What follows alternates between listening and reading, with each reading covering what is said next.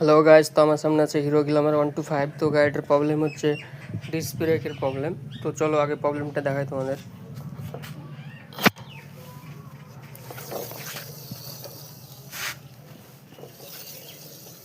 দেখো কতটা ঘস ঘস করছে, কারণ এই ডিস্ক প্যাডটা খারাপ হয়ে গেছে। তো খুলি ডিস্ক প্যাডটা, তারপর তোমাদের দেখাচ্ছি। তো গাইজ দেখো ডিস্ক প্যাডের অবস্থা পুরো একদম ক্ষয় হয়ে লোহাতে ডিসপ্লেটা ঘষছিল এই জায়গাটা, তার জন্য গ্যাস গ্যাস করছে, আওয়াজ করছিল। তো আমরা ডিস্ক প্যাডটা চেঞ্জ করে দিলাম।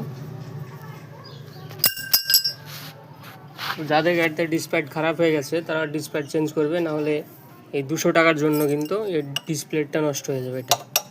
এটার দাম 1000-1200 টাকার দাম। তো এই সামান্য 200 টাকার জন্য 1000-1200 টাকা লেগে যাবে এই ডিসপ্যাডটার জন্য। তো বাইক রিলেটিভ ভিডিও পেতে পেজটিকে অবশ্যই ফলো করো।